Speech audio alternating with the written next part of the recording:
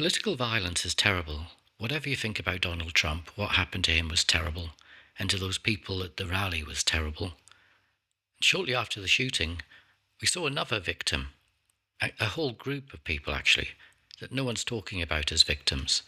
And they became victims because of the things that people said in the immediate aftermath of the shooting. These are people who are now likely cowering behind their doors, fearing going outside because they know that once more people have turned against them. And I know this because I've seen it. I've seen it happen before. In fact, I've seen it happen again and again. And I know because I work with those groups as an advocate, and I see it with my own eyes. Who are these people? Well, they're people who are diagnosed as mentally ill. People who have a diagnosis like depression, anxiety disorder, schizophrenia, and the like. Many feel an icy chill through their body and a fear that cuts right through to the bone. And that's because mental illness gets linked thoughtlessly, recklessly, and viciously to these horrific acts of violence as soon as they happen.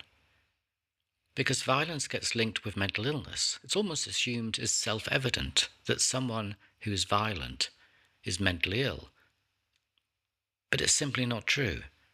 Violent behavior is driven by things like being treated badly, being abused or disrespected. It's driven by inequalities. It's driven by norms in the neighborhood you live in and the society you live in, by the political ideology you take up, and especially by substance abuse.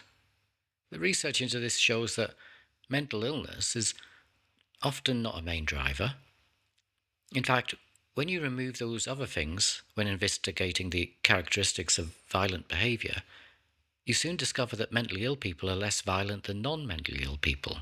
At least they're no more violent. But the myth is embedded in our culture. And we saw how straight after the assassination attempt on Donald Trump, news reporters and commentators in a whole array of media outlets began speculating that the person may have a mental illness. Now, outside of the conspiracy theorists, they didn't speculate on anything else. They didn't speculate on the shooter's ethnicity, their religion, their age, not even their politics. But they felt it was okay to speculate that the shooter might be mentally ill, and that speculation was left untroubled. Now, interestingly, I saw one news item when a reporter said that we didn't know who the shooter was, but that they were likely male and mentally ill. This was shortly after the assassination attempt.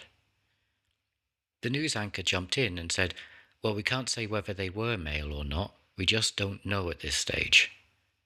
They said nothing about the speculation that they might be mentally ill. And I think it points to how that label of mental illness functions. We're meant to believe that it functions as a signal to initiate a program of care and treatment for a person who needs care and treatment. But if that's the case, how about here? The person's dead. The shooter was shot dead.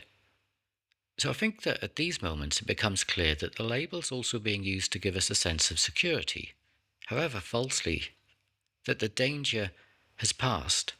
The danger has been identified and it's passed. So we have a sense that we can avoid it. We're not troubled by it. We just need to stay away from mentally ill people. But also, I think the label is used to reassure us that the person who engaged in that horrific act of violence is not like us. And the label gives us a way of separating ourselves, the decent people, from them, the bad people. And that's why when these things happen, when there's a violent act and the perpetrator is immediately labelled as probably mentally ill, that a whole load of people who've been diagnosed with mental illness and who haven't got a violent bone in their body feel a shiver go through their body because they know their life is about to get much harder all over again. Sorry. Just had to get that out there. I'd be interested in your thoughts. Okay. Till next time. Ta-da.